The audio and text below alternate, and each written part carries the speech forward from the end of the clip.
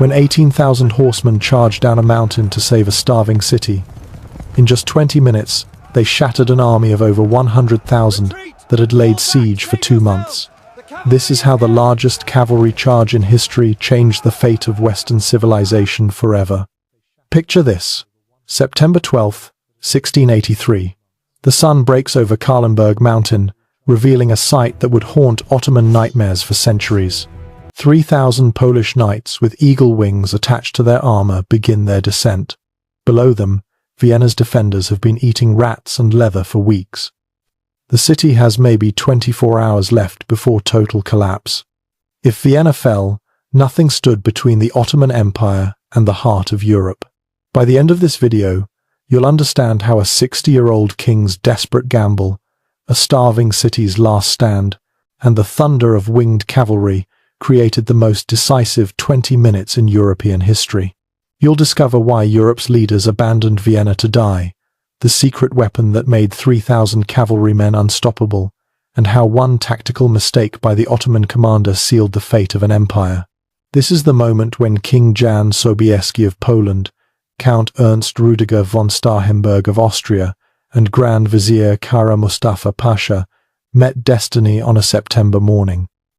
One would become legend, one would survive against impossible odds, and one would pay with his life for underestimating the power of desperation multiplied by faith. How could wings make cavalry invincible? Why did France betray Christendom in its darkest hour? What made Kara Mustafa so fatally overconfident? How could starving defenders eating rats hold off 170,000 soldiers?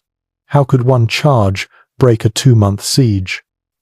To understand how 18,000 defeated 170,000, we must go back 2 months to when the mightiest army on earth began its march toward the golden apple of Europe. If you're fascinated by the untold stories of history's most decisive battles, hit that like button and subscribe for more epic war content. Ring the bell to join our army of history enthusiasts. Now, let me take you back to July 1683, when the mightiest army on earth marched toward Vienna. The Ottoman Empire in 1683 controlled 3 continents. From the gates of Vienna to the sands of Arabia, from the Balkans to North Africa, the Sultan's word was law for millions. They were the superpower of their age, possessing the most advanced military technology, the wealthiest treasury, and the most feared army on the planet. Vienna represented the ultimate prize, what the Ottomans called the golden apple.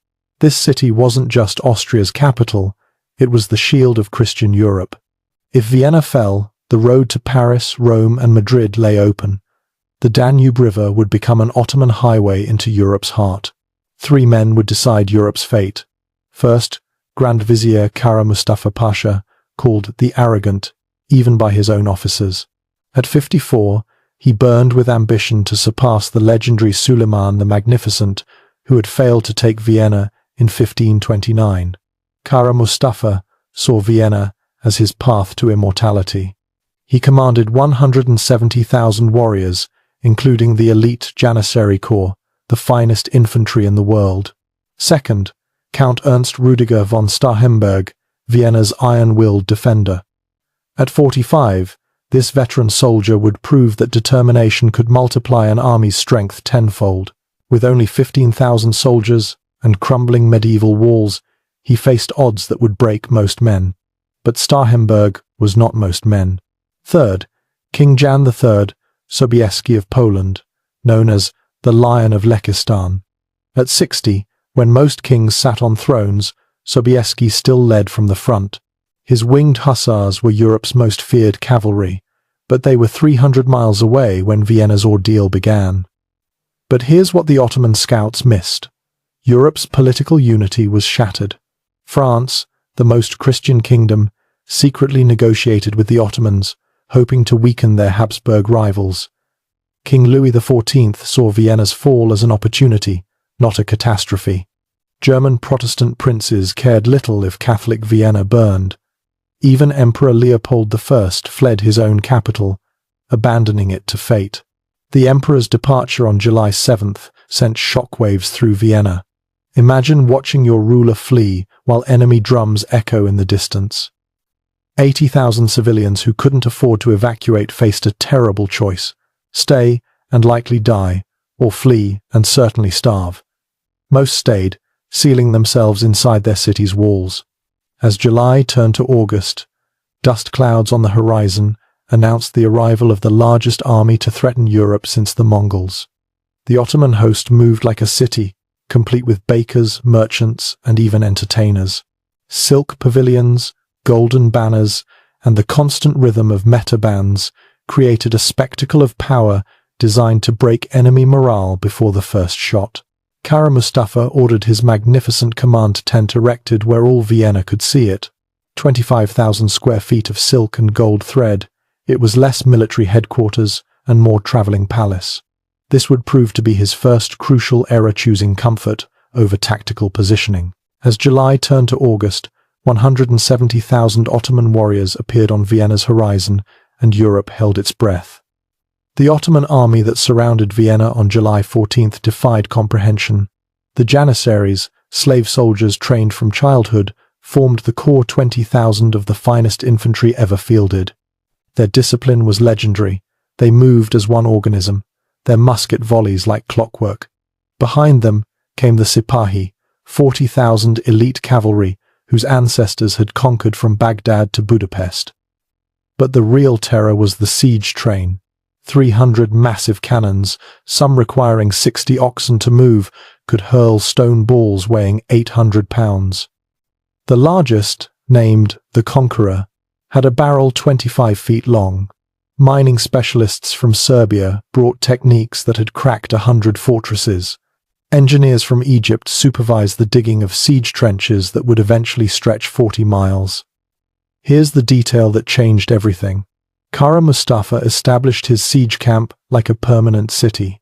Silk merchants set up bazaars. Coffee houses served the Turkish drink that Europeans had never tasted. The Grand Vizier's tent complex included fountains, gardens, and a private zoo.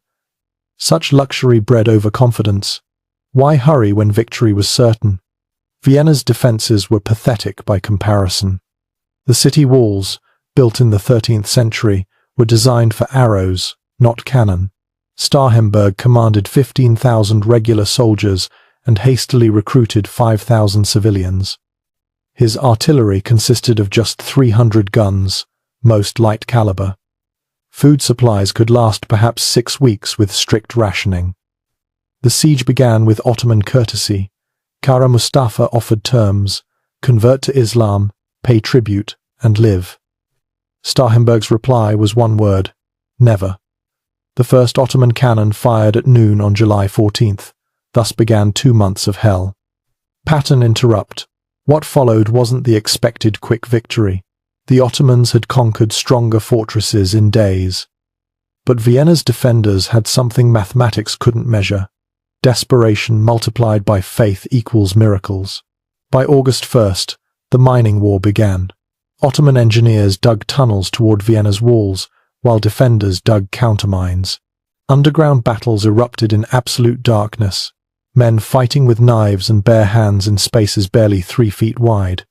Above ground, cannonballs turned buildings to rubble. Below, men drowned in their own blood 30 feet underground. Food became currency, then memory, then myth.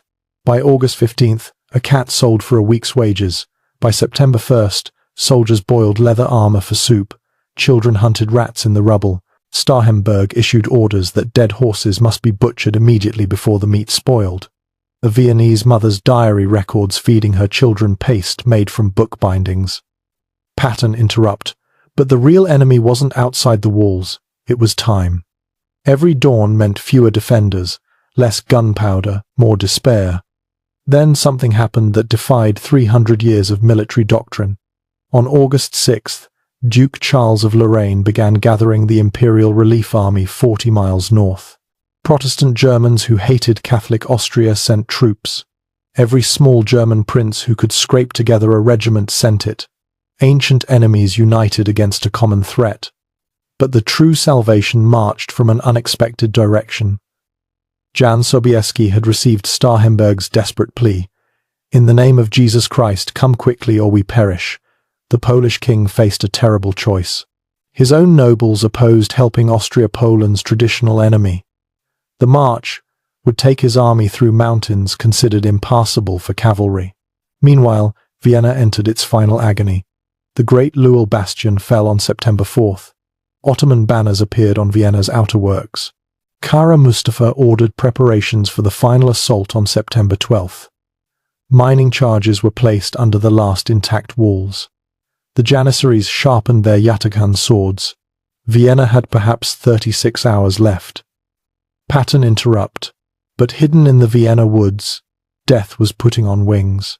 On September 6th, Sobieski's army linked up with Imperial forces on the north bank of the Danube.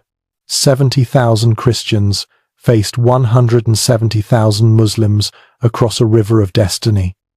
By September 11th, Vienna had 24 hours left, and the relief army stood on Kahlenberg mountain, looking down at the siege below. Dawn, September 11th, 1683. Church bells rang across Vienna for what many believed would be the last time.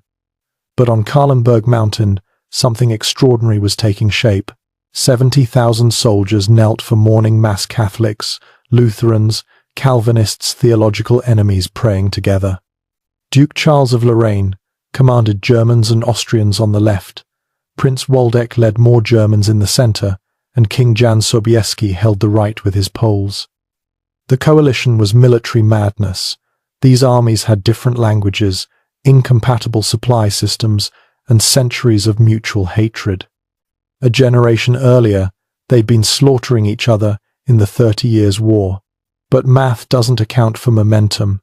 Desperation had forged them into a single weapon. The tactical geography favored the Christians.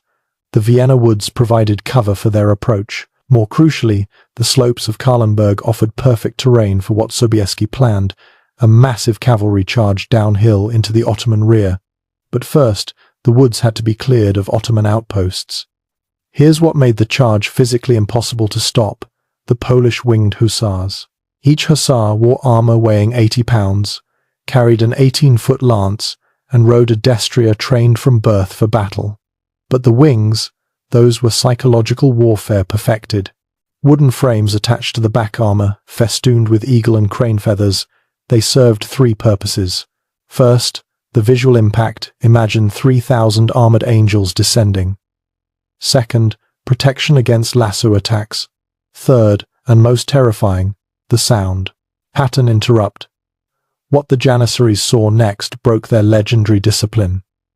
When hussars charged, the wings created an otherworldly shrieking, like thousands of demons screaming. Ottoman horses, never having heard such sounds, panicked. Men who'd faced cannon without flinching fled from noise alone. The first skirmishes began at 4 a.m. on September 12th. German infantry engaged Ottoman pickets in the woods. The fighting was vicious, no quarter asked or given. By 6 a.m., church bells in the coalition camp signaled the general advance. 20,000 German and Austrian infantry began descending through the forest. This is where Kara Mustafa made his fatal error. His subordinates reported a relief army approaching. The Grand Vizier, lounging in his silk pavilion, refused to believe it. Impossible, he declared. It's a raid, nothing more. Continue preparing for tomorrow's final assault on Vienna. He ordered only token forces to face the threat. But terror is a weapon that cuts both ways. As Ottoman troops in the rear turned to face the new threat, panic rippled through the siege lines. Soldiers who'd spent 2 months expecting victory suddenly faced attack from behind. Worse, their artillery faced the wrong direction toward Vienna, not the relief army. The defenders didn't know they had exactly 6 hours to live or to witness deliverance. Inside Vienna, Kahlenberg watched Ottoman troops moving away from their positions. His garrison was down to 8,000 men capable of fighting. Most were walking skeletons, sustained more by will than food. But Kahlenberg sensed opportunity. He ordered every man who could hold a weapon to prepare for a sortie. By noon, the battle lines crystallized. The coalition formed a 6-mile front along the heights. On the far left, Duke Charles's 20,000 Austrians and Germans faced the Ottoman right. In the center, Prince Waldeck's Germans confronted the Janissary positions. But all eyes turned to the Polish right wing, where something unprecedented was forming. Sobieski had assembled the largest cavalry force in European history, 18,000 horsemen in 4 divisions. The first 3 were German and Polish cavalry. But the 4th, positioned highest on the slopes, gleamed in the afternoon sun 3,000 winged hussars, the cream of Polish nobility. Pattern interrupt. But Sobieski had one advantage nobody expected. The Grand Vizier's hubris had created a fatal flaw. The Ottoman camp, with its luxurious layout, created corridors perfect for a cavalry charge. Silk pavilions and merchant stalls would funnel attackers directly toward the command complex.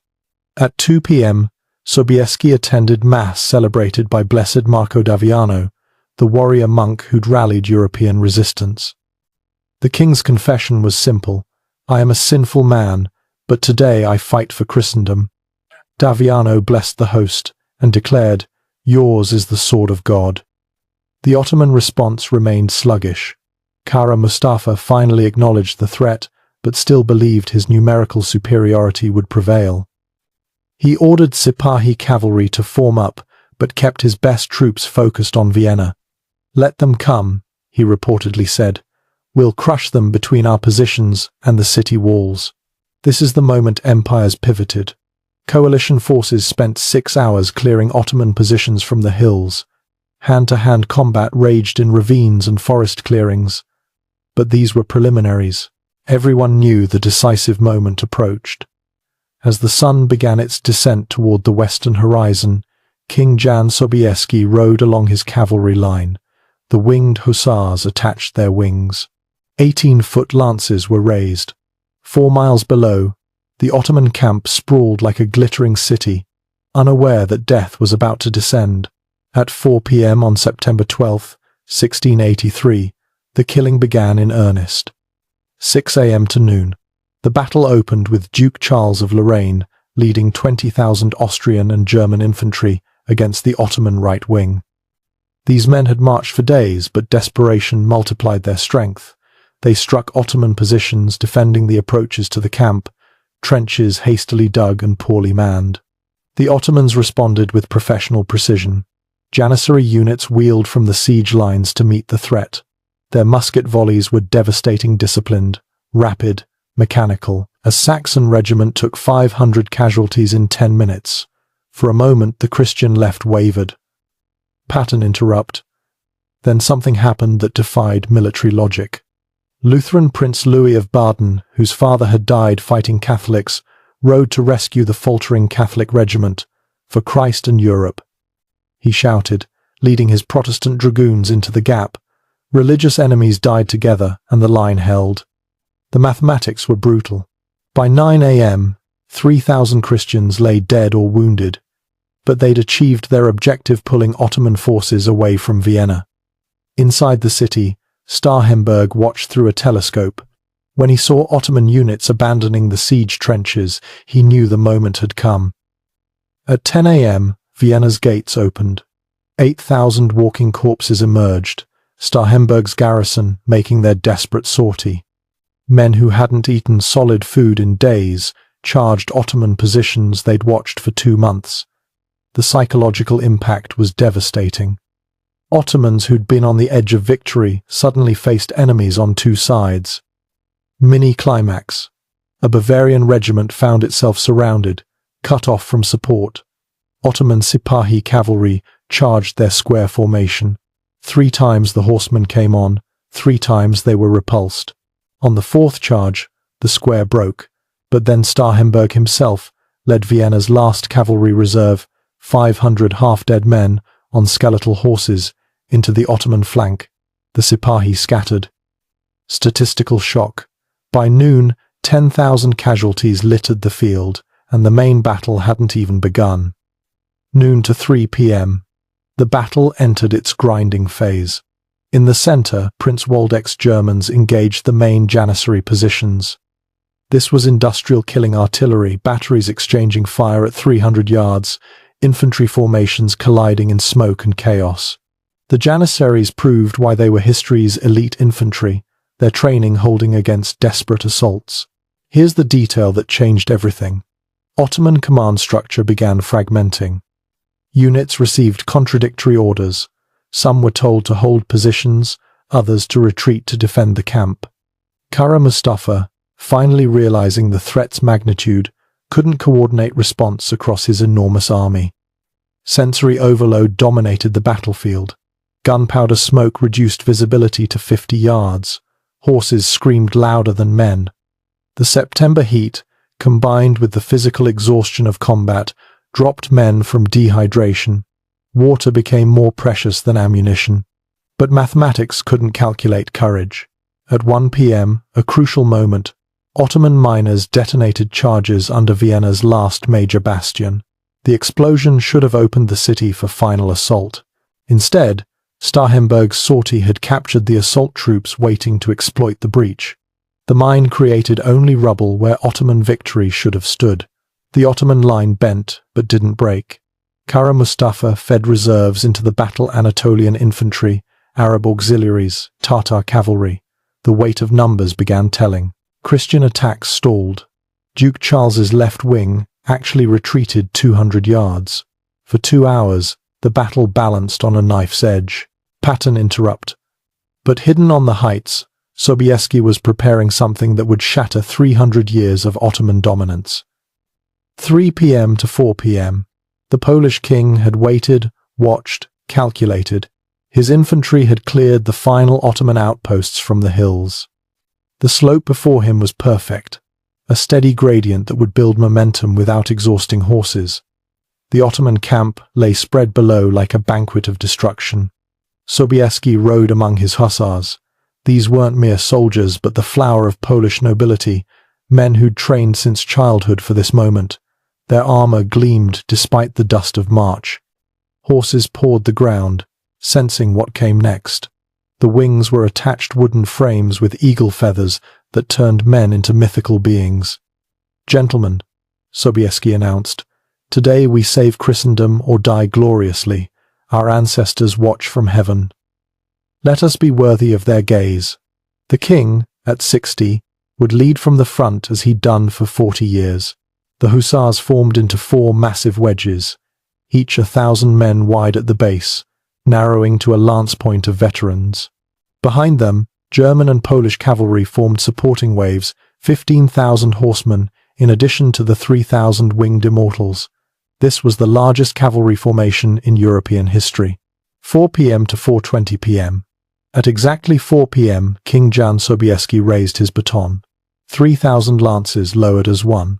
The front rank began moving at a walk, then trot. By the third rank, they'd reached a canter. The fourth rank was galloping. 18,000 horsemen flowed down Kahlenberg slopes like an avalanche of steel. The sound built incrementally. First came the drumming of hooves, 72,000 hooves striking earth in rhythm. Then the metal symphony armor plates clanking, swords rattling in scabbards, lance points whistling through air. But above it all rose the signature sound of the Winged Hussars, the shrieking. The wings weren't decoration, they were psychological warfare perfected. At full gallop, whined through the feathers created a sound witnesses described as all the demons of hell screaming at once. The acoustic effect was multiplied by 3,000 sets of wings. Ottoman horses had never heard anything like it. They bucked, reared, fled despite their riders' desperate control. Pattern interrupt. The Ottomans were about to learn why you never trap a desperate enemy with room to charge. The camp's luxurious layout, which had seemed so impressive, now became a death trap. Silk pavilions channeled the cavalry into unstoppable torrents. Merchant stalls collapsed like cards. Supply wagons provided no cover against 18-foot lances. Impact came at 4:05 p.m. The hussar wedges struck the Ottoman lines at 40 miles per hour. Lances designed to penetrate armor punched through men like paper. The first rank of hussars shattered their lances and drew sabres. The second rank's lances struck over their shoulders. The third rank fired pistols point blank. 3,000 winged hussars became a single organism of destruction. The Ottoman response was chaos. Elite Sipahi cavalry tried to countercharge but were swept aside. Janissaries, invincible in defensive positions, found themselves in open ground, facing armored momentum they couldn't stop. Their musket volleys were accurate but insufficient. You can't stop an avalanche by shooting snowflakes. But then came the moment that would echo through centuries. Sobieski himself, leading the central wedge, spotted the prize Kara Mustafa's command tent, its golden finials gleaming in the late afternoon sun. The Polish king spurred toward it, 3,000 hussars following their monarch into legend. Pattern interrupt. What happened next would rewrite maps forever. Kara Mustafa, watching from his tent, experienced the Ottoman Empire's first taste of permanent defeat. He saw his guard cavalry scattered like leaves. He watched his janissaries, undefeated for 3 centuries, break and run. He witnessed Polish lances approaching his personal pavilion at the speed of divine judgment. The Grand Vizier had perhaps 90 seconds to contemplate his error before fleeing. He abandoned everything: his war chest containing enough gold to fund a kingdom, his personal effects, the sacred banner of the Prophet worth more than Vienna itself. But math doesn't account for momentum. In 20 minutes, the Ottoman Empire's expansion ended forever. The charge didn't stop at the command tent. Hussars and supporting cavalry poured through the camp like a steel flood. Ottoman soldiers, confused by conflicting orders and panicked by the winged demons, broke entirely. Units that had besieged Vienna for 60 days dissolved in 60 seconds. Multiple perspectives captured the moment. Ahmed, a Janissary veteran of 20 campaigns, later testified, "The very earth shook. The sky filled with demons. My brothers, who'd faced death 1,000 times, threw down their arms and fled." Baron von Taub, riding with the German cavalry, wrote, "It was not battle, but the apocalypse." The Turks fled, as if hell itself pursued them. Statistical impossibility. By 4:20 p.m., 170,000 had become a fleeing mob. The Ottoman army that had threatened European civilization